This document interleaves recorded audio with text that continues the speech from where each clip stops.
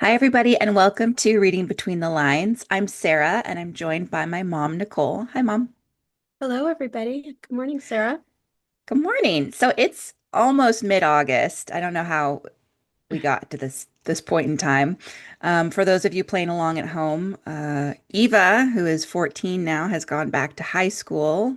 So just this week, so kids are back in school, and um, I guess summer is over, but it still doesn't feel like that. It feels like, it's still super hot out. So. Um, well, what are we talking about today, Mom? Well, I thought we would just touch upon the topic of Kindle Unlimited. Hmm. And if that's a service that we use, if we enjoy, who do we think it would benefit? And if it works or not for us. I agree. I was really dabbling in using Kindle Unlimited this summer, in the past 6 weeks or so, and because it seems like it's such a good value. It's supposed to be about 11.99 a month. I think there's It is. always a deal where it's like Yeah. get 3 months for $1 and then something like that. So it's a great deal for a while. But what I found is for me, the quality of the books is not so good. But what is your take? Well, first of all, just to backtrack a little bit for people who may not be familiar with Kindle Unlimited, it's an Amazon subscription service for books. And for $11.99 a month, you have access to a huge digital library. And you don't have to purchase the books individually. You can just borrow them. And you can borrow up to 20 titles at a time. So let that sink in for a minute. 20 books. It's like going to the library with like It's a three lot. tote bags. But as far as Kindle Unlimited goes, it's one of those my eyes are bigger than my stomach kind of situations. I always borrow way too many books. I end up returning most of them. I Yeah. probably read about 10% of the books that I borrow on Kindle Yeah. Unlimited. And as far as I'm concerned, the selection seems to be heavy on the thriller genre, which can be hit or miss for me. Oh, What do you think? Do you think that there's a heavy emphasis on one genre over another on for Kindle me, Unlimited? at least for what I'm being served when I'm browsing, I'm getting a lot of fantasy and I'm Okay. getting a lot of romantasy. Um, Okay. and I've decided that for me, using Kindle Unlimited is like walking into a Barnes and Noble in 2022. And you're looking at like the main big table with all of the stuff that is like on Mhm. sale, the top releases, for that month in 2022. And then also someone else has brought a whole bunch of boxes of just like random romance novels and put them next to the table. Like that's what it feels Yeah, like for me. I think I have to agree with you there. Um, if you're a reader who really wants a buzzy bestseller that's current, that was published within the past 4 or 5 months, Kindle Unlimited probably isn't going to serve you very well. Once in a great while, I find a book that is currently being buzzed about. But for the most part, you're right. They are backlist titles from a few years ago. Now, this could be a good thing. If there's an author that you're interested in exploring, you might be able to find some of their backlist and dip your toe in the water and see if that author is for you. For example, there's an Irish author named Andrea Mara who Oh writes yeah. domestic domestic sagas that mostly have a mystery or thriller element to them. Hmm. And I've been hearing a lot about her current book, but I wasn't sure if I was going to enjoy her style. So lo and behold, Kindle Unlimited had one of her books called One Click, and I bought it or I borrowed it. Oh yeah. And and since reading that book, I've read two other books by this author. And the book that I borrowed from Kindle Unlimited is definitely not my favorite work of hers, but it gave me an idea of her style and the type of book that she writes. And Yeah. I was able to assess that, yeah, that might be an author that I'd like to read more of. So in that case, the fact that it was a backlist title served me well. I would agree with that. I did find an author that I really like and I didn't know about before without having delved deeper into Kindle Unlimited. And I'll talk Right. about that author later today. Um, I also feel I don't I don't understand what I'm about to explain. I purchased from Audible, which is also a Amazon company. I purchased with 2 credits, 2 books that came out like maybe 3 or 4 months ago. So both are new releases. But just today, I was browsing Kindle Unlimited, and both of those books that I purchased are now free on Kindle Unlimited. So I'm kind of That's cranky annoying. about that. It is annoying. And one of them I absolutely loved, and it is a bestseller, and it's very, very, very new and very buzzy. So I was cool. It was cool to see that. Or is it free now for me because I bought the audio version? Now on Kindle Unlimited, these books have become free for me. I don't know. I'm a little I don't confused about think that. so. And it is, I think it behooves a reader who's thinking of purchasing a book, especially if it's a new author that's kind of untried. Check Kindle Unlimited before you dive in and spend the money. For example, I belong to a subscription service through Fabled Bookshop in Texas, and I really like supporting an independent bookstore. But that being said, this subscription book that was sent to me was over $30. And I just happened to check once I received it, and it was free on Kindle Unlimited. I Well, know. $30 is kind of a big spend. And I might have picked something different from Fabled Right. had I known that I could get this other book for free. So I So, think Kindle Unlimited is a really good thing for people who read a lot. If yes. you read like 2 books a month, it's not going to No. be worth it because it does cost $11.99, and you could make a Kindle purchase for $14.99 and have a book that you really wanted that might be a better hit for you. I also feel, though, that if you want thrillers, if you want old bestsellers, and you want a lot of romance novels, then this is definitely your place. You're going to find a lot. There are also some I don't want to say unpopular, but there are some authors on there who are quite good, who are not, you know, um, We call them well underrated. known. Underrated, thank you, is what I'm struggling for.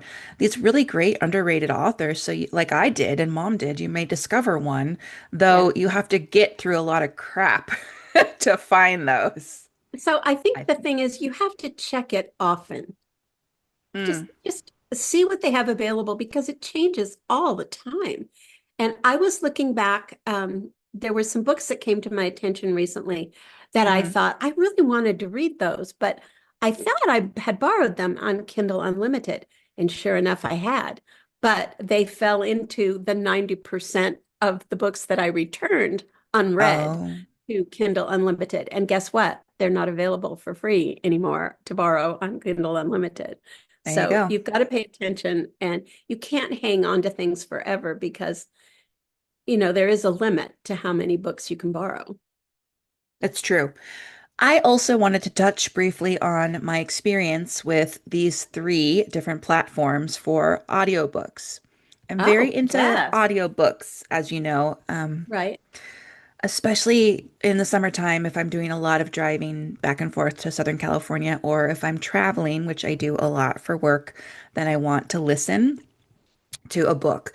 And so lately, Audible has always been my go-to, and you can start that for 14.95, except I think right now they have some deal going where it's like again like $1 for a couple of months and then $15 after that. They also have a new, at least new to me, a lower price tier that's about $8. And Really? I don't think you get to keep the books because it didn't say you get a credit each month. It just said you have access to their library of books and podcasts. So anyway, that's interesting. But It um is. I'll have to look into that. yeah. Also, just as an aside, Audible often has promotions where if you are a member, you can get 3 books for around $30. So that is like paying for two and getting one for free. Yeah, they do have really great sales. And I also believe that if you're in the $15 a month level, you get access to those sales. You don't Yes, if you you're do. paying the lower tier. Yeah. For me though, I find that I buy books and I think this is expensive. For one credit, I get one book a month and that's 15 bucks. And if I don't like it, oh well. You can't No, you really can return it. I have pushed that to the limit where I Oh, well, get you'll there might be banned. a brief period where you're not allowed. They put your Yeah. returns on hold for a while. That And happened to me as well. But most of the time, if you don't do it a lot, if you start a book and you think, oh, this narration is really awful, yeah, you can return it. I'm And very usually you picky. And have to do so, it pretty recently, pretty soon after you purchase the book. You can't let it sit in your library for 3 years and then say, oh, well, sending this one back. right. For me, I find that it's not worth it because I'm just buying too many books that are really crappy. So, I'm trying to expand my horizons and read more mainstream things or, whatever anyway, it's just not working out for me. So, I have switched over to also Audible. Of course, you own the book now. You keep it forever. I'm not ever going to go back and listen to any of those books. Yeah. No, I I never don't have have. time for that. No, never So, have. I don't need that. You and I do share a library, which I suppose is helpful.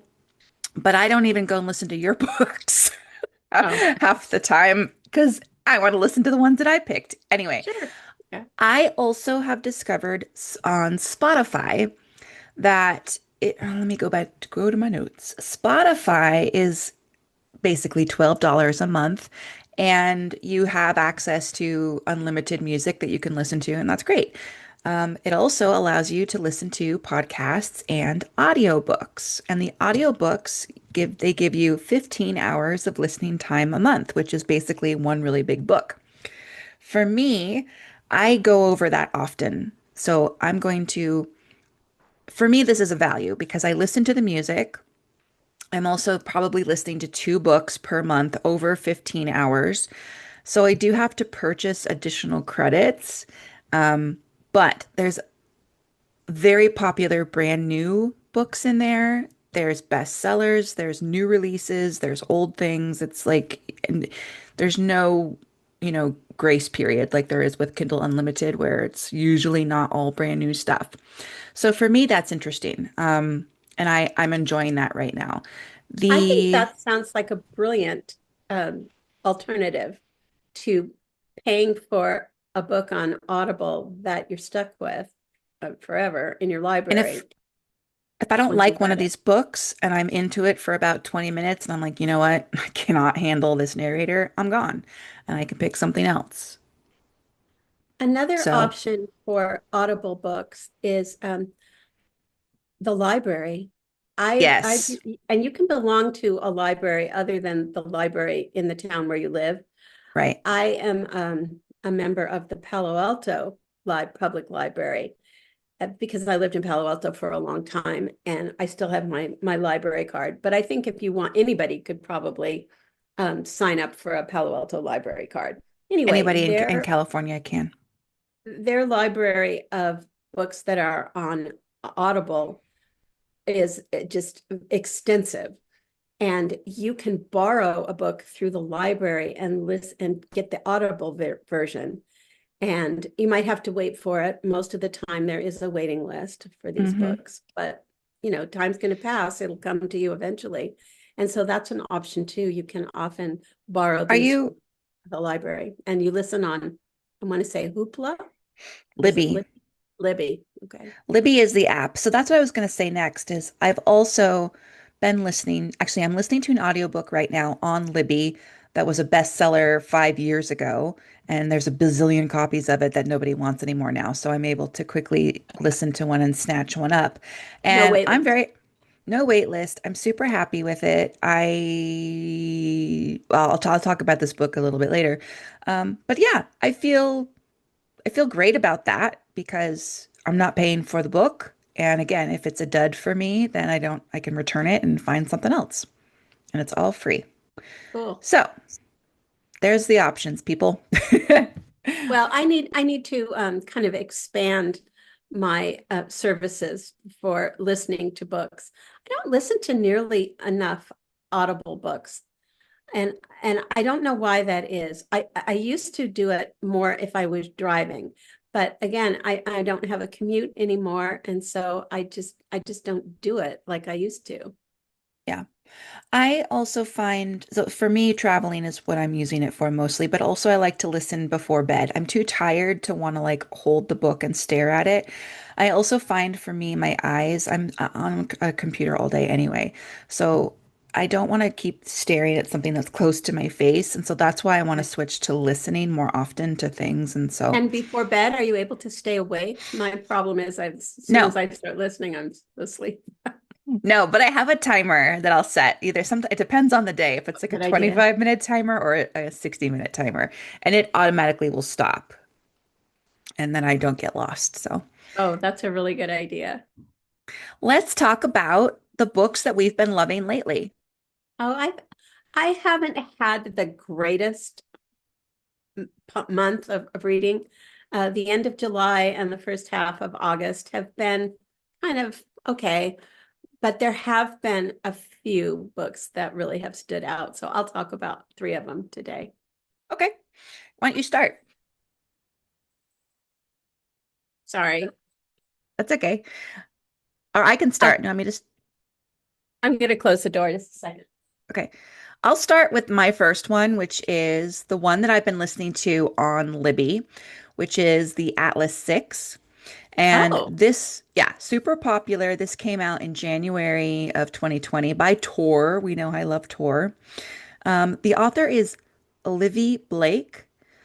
This is, it's defined as a dark academia, but I think it's a little bit more, it's way not so eloquent. It's way different than that. So I'll just read the synopsis real quick. The Alexandrian Society is the most elite secret organization of magical scholars in the world, guarding lost knowledge from the greatest civilizations. Every decade, only six extraordinary magicians are chosen to compete for initiation, which is a path to immense power, privilege, and prestige. This time, the candidates are a diverse and dangerous mix. We have Libby and Nico. They both have elemental magic and they're prodigies. They're also, and I don't know what this hasn't really gone anywhere yet in the book, and I haven't finished it yet, but they're bound together by a very volatile connection. So they kind of are described as almost like two twin stars. They need each other and they are better with each other rather than separate. But they hate each other. And this is not like a romance love hate thing. They really do yeah, not like each other, but they have to figure out how to work together. right. Um, Parisa is a telepath who is also I want to say like a prostitute. And but she's extremely powerful and she can read anyone's mind. Despite if they're magical and they put up defenses, it's too bad. She knows exactly what you're thinking. There's a South African named Callum who has this unnervingly, he's an empath and he can manipulate your emotions. He has even potentially talked people into killing themselves. And so Good heavens. he's he's very dangerous. Then we have Tristan who can see through magical illusions. And that's about it. I mean, that's pretty powerful, but it's also he's no good without somebody else because he Okay. can't manipulate things or read minds. So Um, are these six characters joined somehow in a common mission? they are initiates for for the Alexandrian Society Library. They have to live with, in this big house with the library for a year together. And they have been recruited basically, and they are given 1 year to prove themselves by mastering several impossibilities. They have to master, as a group, they have to master time, space, luck, thought, life, and death. And only five will secure a spot in the group. One will be cut. And of course, it's all about alliances and betrayals and ambition and blah, blah. This is very much a psychological thriller. If you are very interested in the psychology of how people behave and think and what their past has created their current reality, this is very much that. There is, of course, a heavy helping of fantasy and dark academia. I am 75% went my way through this book, and I have no idea what's going on. Oh, No idea. No idea. And yet, I'm very invested and super unclear where this is all going, and I got to see it through. so you're still compelled to stick with it and pick it up and see where it's going. Yes. And it's a series, I believe. It might just be a two-parter, but anyway, I'm very excited about it and enjoying that on Libby. Cool.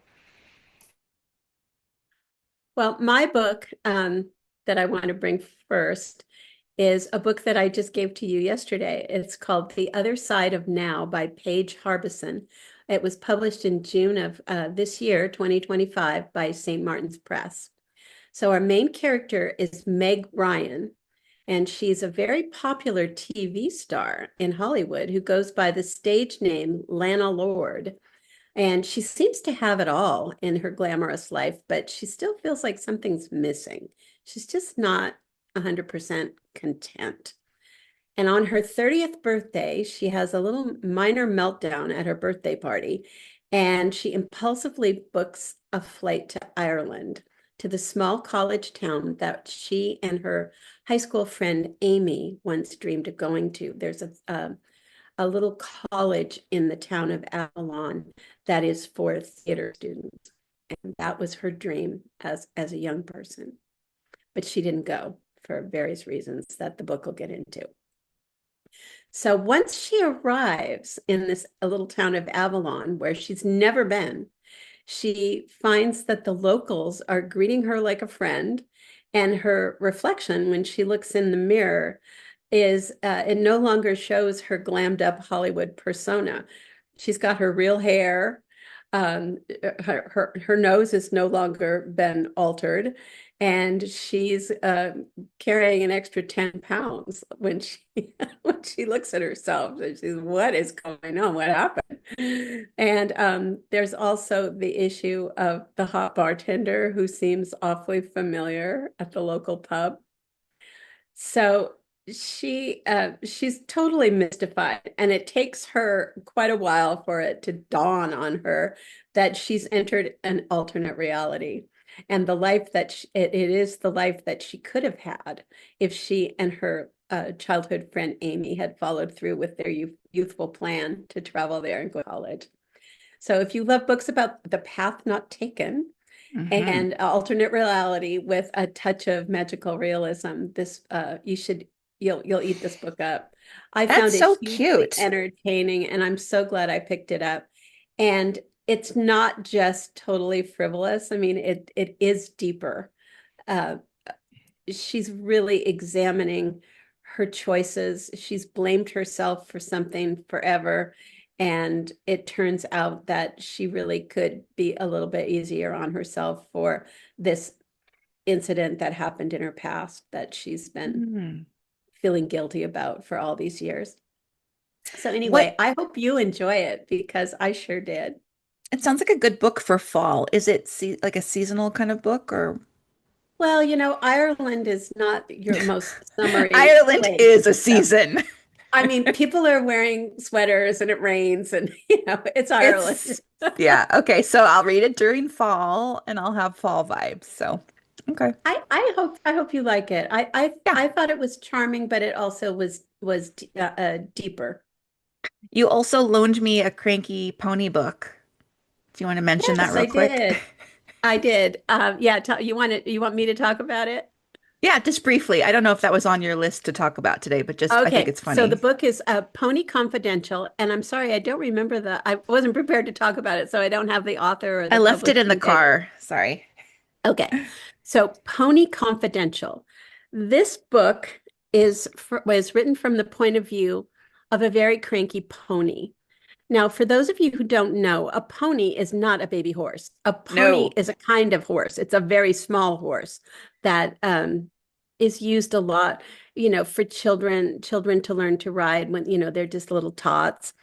And Sarah actually owns a pony named I have China. a I have a mini horse who is not a pony, Oh, okay. I didn't realize that. but I call her Pony because she is like a My Little Pony. I'm living my 80s child fantasy here. So, Okay.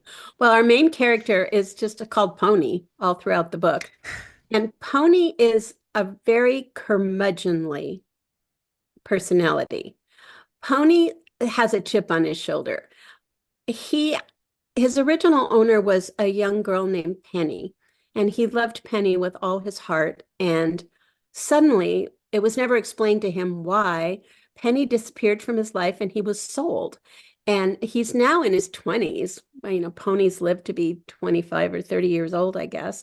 they do. And he's been moved around the country a lot. He's been sold multiple times. And throughout his travels from place to place, he has learned a little bit about his former owner, Penny, and what may have befallen her. And it turns out Penny is in a world of trouble right now. Penny has been unjustly accused of a murder that Oh took God. place back when she and Pony were together. So this is extremely unlikely. So you have to suspend all sorts of belief. But Pony embarks upon a cross-country journey to get back to Penny and try to help her resolve this situation that she's found herself in. And he's got friends. Pony has a lot of animal friends. There's Goat, who is like a philosopher cynic, and there's all these insights on humankind and why they behave the way they do. And then there's a rat in the stables that has this ridiculous sense of humor. Anyway, this book was very entertaining. It is a mystery at its heart, and the characters are just really lovable, even though they're cranky as all get out, and have, their personality downfalls that, as we all do. Anyway, I hope you enjoy that one as well. Yeah, That that's is so funny. Pony Confidential. Pony Confidential. So our my pony is the same age. She is in her late 20s and she's beginning to fall apart. She's very standoffish, cranky definitely. So yeah, all of this tracks for character development. That's okay.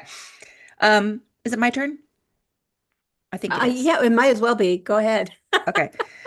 So I don't know if we've already talked about this book. Listened for the Lie. I know you read it. Yeah, it's By not coming back to me, but talk a little bit more and it'll okay. come to me. This is by Amy Tintera, who's this is her debut adult thriller. She had previously written young adult, and I'd love to read her young adult now because she's very funny, but not like stupid funny. This isn't like forgive me, but like it's not Janet Ivanovich like stupid funny, but Yeah. it is a mystery, it's a thriller, and it's very smart. This came out March 5th of 24 by Celadon Books, and it's based there's so much more to this, but I can't tell you about that because that would ruin it. So, here's a synopsis. What if you thought you killed your best friend and everybody else believed it as well? And what if the truth doesn't even matter? It doesn't matter if you did it or not because everyone's already made up their mind. So Lucy and Savvy were once the golden girls of their small Texas town. Lucy had a dream marriage and a big house and married this, impressive, good-looking guy with lots of money. Savvy was a bit of a social butterfly. She lit up the room. Um, and everybody adored her because of her personality. And then one night, Lucy, who is our main character, she is found wandering the streets, dazed, kind of in her own world. She's covered in Savvy's blood, and she cannot remember a thing about what happened to her or what happened to Doesn't Savvy. look good. This doesn't look good.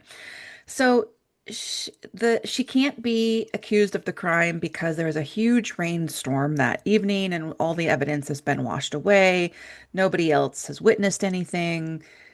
Lucy doesn't remember anything at all. She's also suffered a traumatic brain injury, and so it's anyway.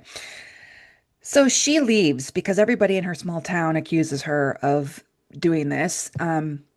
She goes to California, and everywhere she lives in California, she divorces from her husband.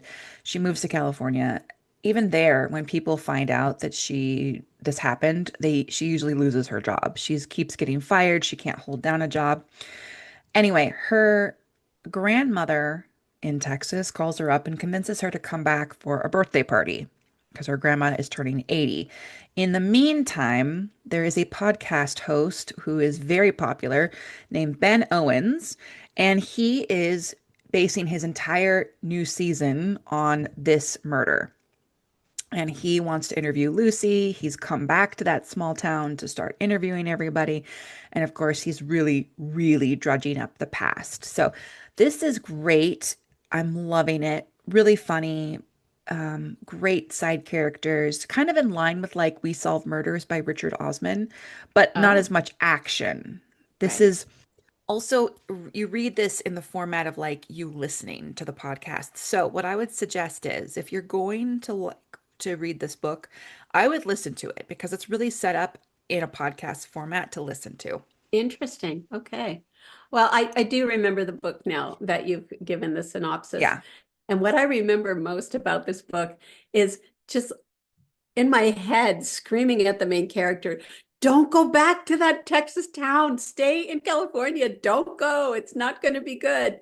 And of course, she didn't listen to me. She went back to her small Texas town and People are things happened. absolutely dreadful to her. I mean, Everyone's she is horrible. harassed. It is just dreadful. And you don't know if you What can trust the podcaster. I mean, is he going to expose her or is he, what's his motivation? Does he want to solve the crime and show that she did it? I mean, it's there. The reader is kept guessing a lot Yeah. with that book. I totally concur with you. I think that was a really entertaining book. Everybody is lying about something. Yeah. And I don't think this ruins anything to say Lucy, our main character, is also unreliable, not only because she doesn't remember, but she also hears voices. Yeah, there's that. So, anyway, love it. I'm absolutely enjoying it. Um, okay, what's Well, next for you? I've got a thriller too, and believe it or not, I got this on Kindle Unlimited, and I think it's still available. So, Okay. the book is called The Paris Widow by Kimberly Bell, and it was published last year in June 2024 by Park Row. So, I think this author and this particular book are really not getting the hype that they deserve. It's one of those books that I think falls into the underrated category.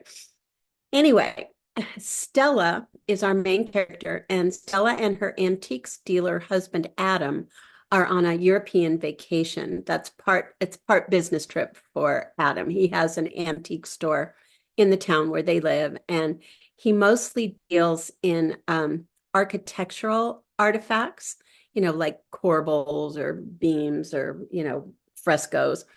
And his business is pretty successful. And anyway, Stella and Adam are enjoying their vacation. Right now they're in Paris, and they've just had a lunch at an outside Parisian cafe. And they're on their way back to their hotel when Adam suddenly tells Stella he needs to go back to the cafe because he's forgotten a pair of sunglasses. And she's thinking those sunglasses were just like a cheap thing that he picked up. He could live, get better sunglasses anytime, but she goes along with it, and he goes back ostensibly to the cafe.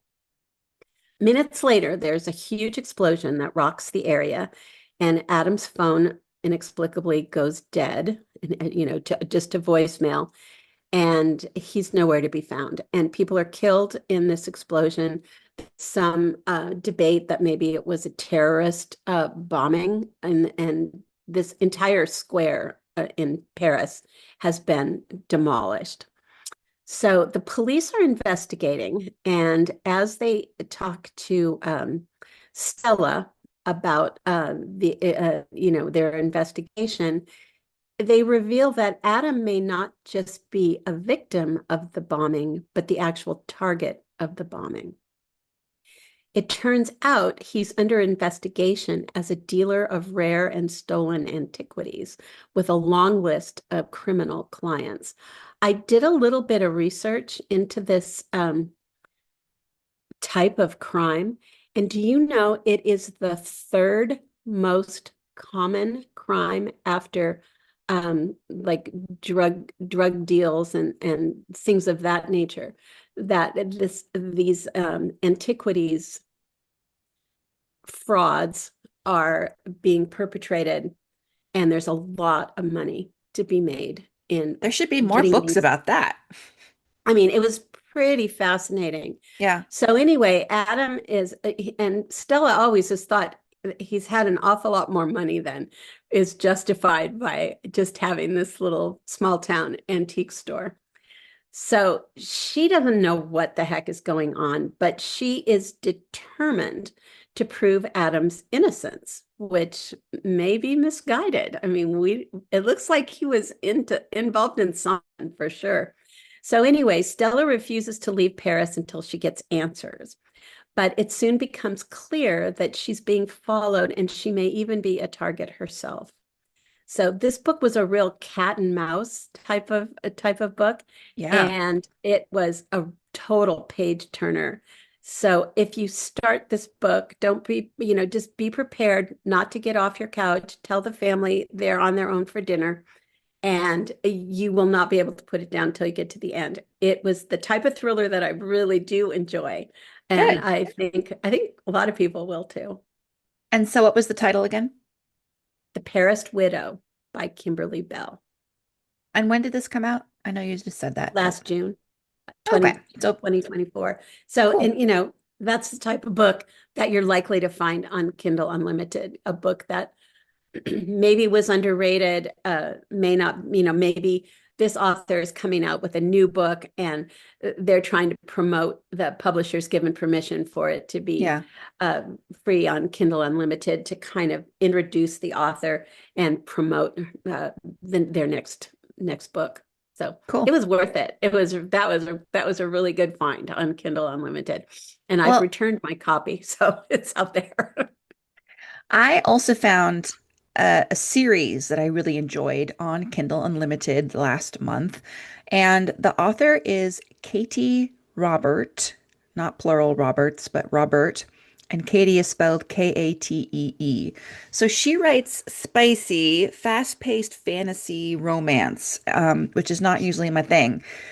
But she writes a Dark Olympus series that has completely hooked me. She has taken the world of Olympus and then reimagined it. I actually have some better notes here. Hang on. That didn't make it into my. So you mean Olympus, like where the gods live? Yes, I do. Yes, I do. Okay, I'll just go on. So, this, as I said, it's a reimagined Olympus that is about a hidden modern city, and it has its own political structure. It is ruled by the 13 most powerful rules or gods, as we know in Greek mythology, Hades, Zeus, Aphrodite, and so on. But these positions are you can they can be won through political maneuvering, or they can also be inherited by birth. And so you can become an Apollo or you can become Zeus.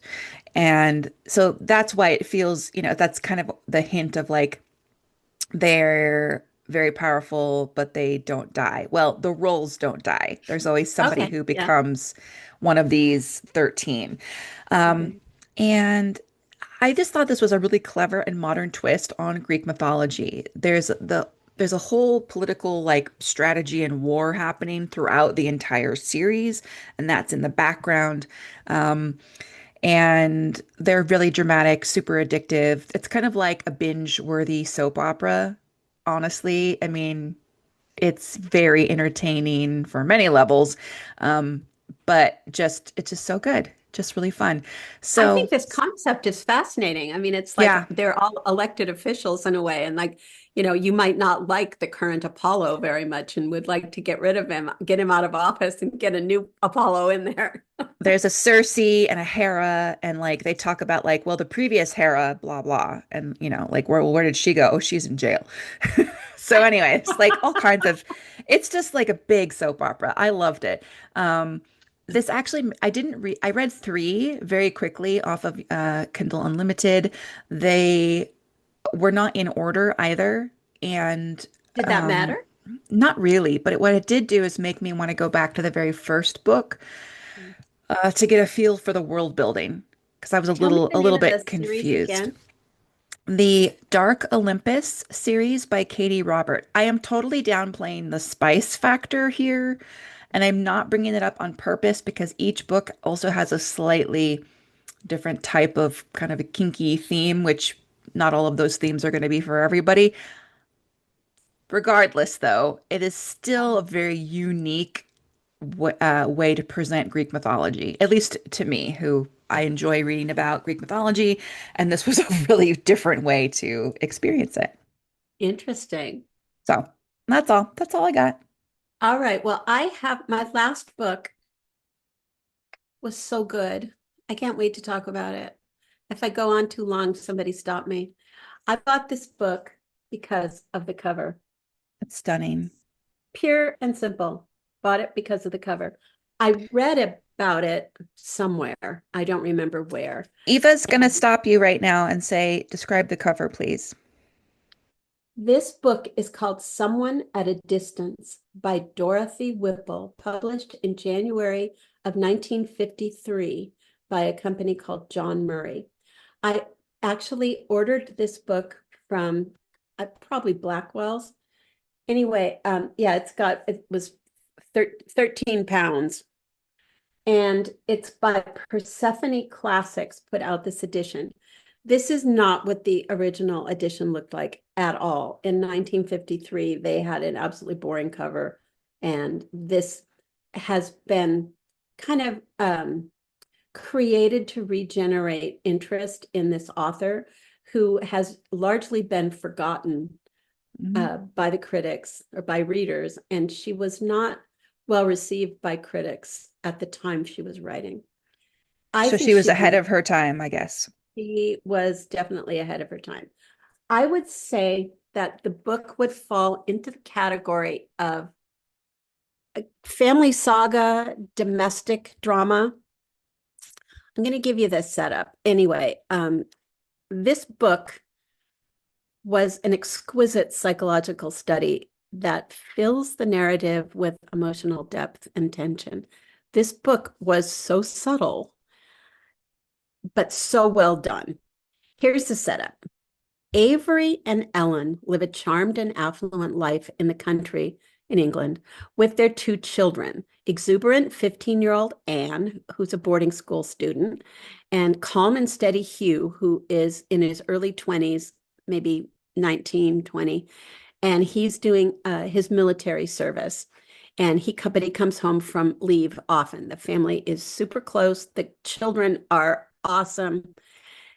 Ellen, the wife, is a woman who works really hard to provide a harmonious domestic environment for her family.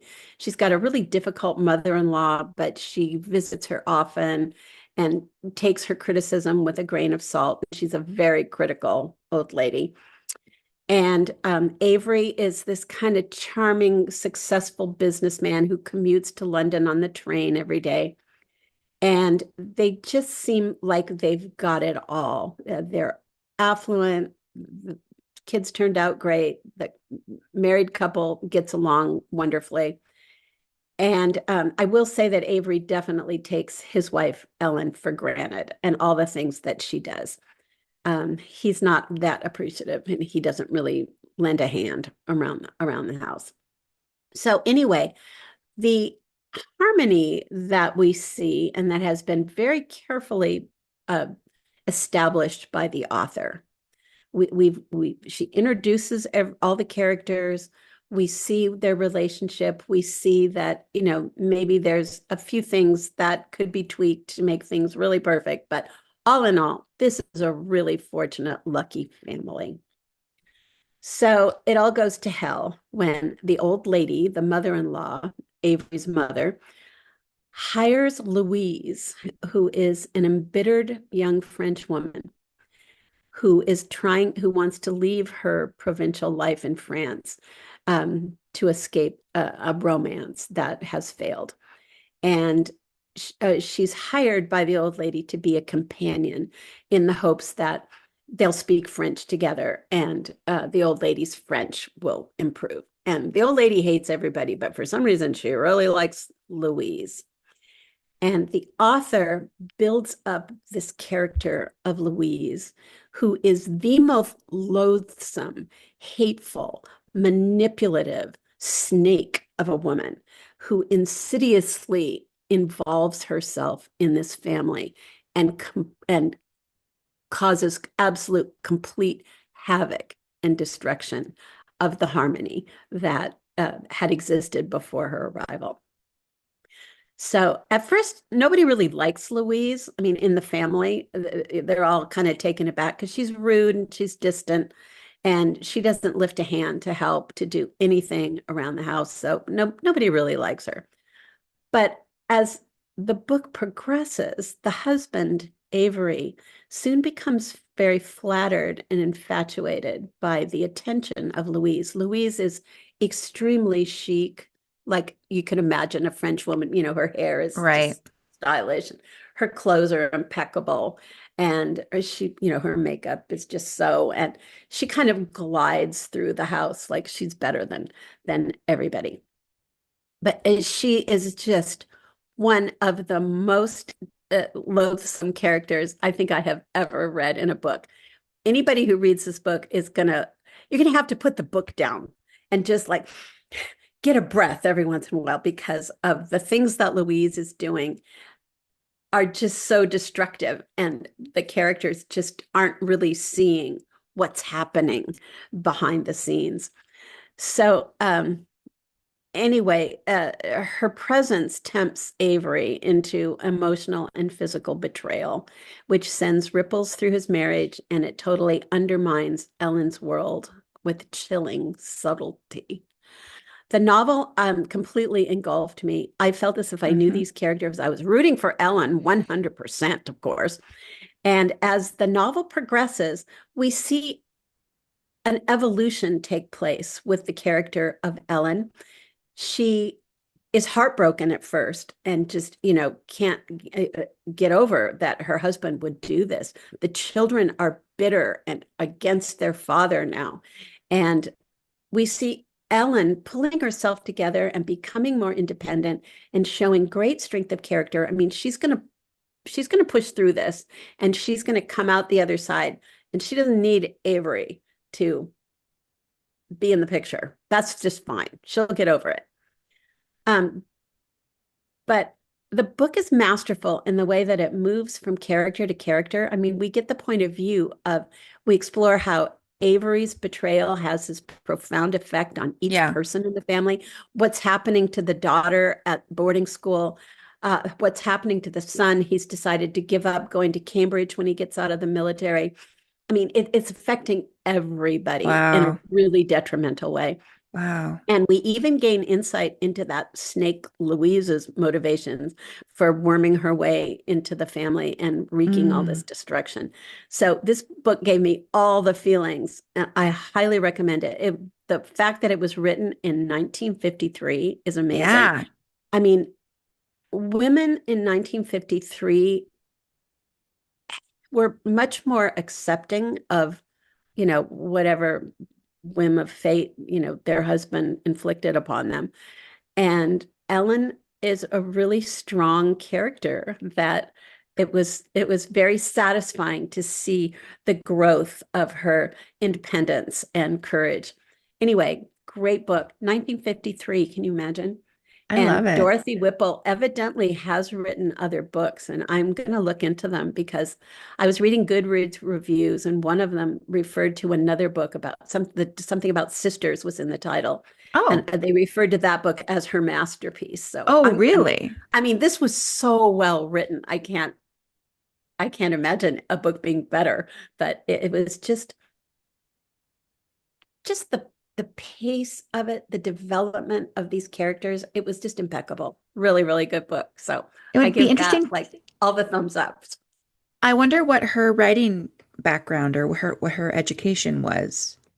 I don't know enough about it to speak to that question, but the fact that the critics at the time did not care for her work. Mm, And I mean, it's been decades and I mean, her books weren't in publication. I mean, you couldn't get a book by Dorothy Whipple to save your life, but she's been resurrected. yeah, And I think this book with this beautiful cover, it's a painting, obviously, but it's a I portrait of a cannot woman. find anywhere in the flyleaf or I can't find anywhere in the book who painted this picture. Wow. And I don't I even know, is the picture supposed to be Ellen? Is that Louise? I'm thinking it's Ellen. She looks very okay. pensive. How old do you think the author was when she wrote this? Well, her picture's not on the flyleaf, so I can't show you, but Okay. she looked middle-aged in the picture Mm, that I saw when okay. I was doing a little bit of research into Yeah. her. So it's Well, always fun to discover something from the past that, I mean, nobody's talking about this book. Nobody, no. and it was just an absolute hidden gem. Oh, I love that you kind of resurrected it as well. And just goes to show you that the British always have the best book covers, time and time again.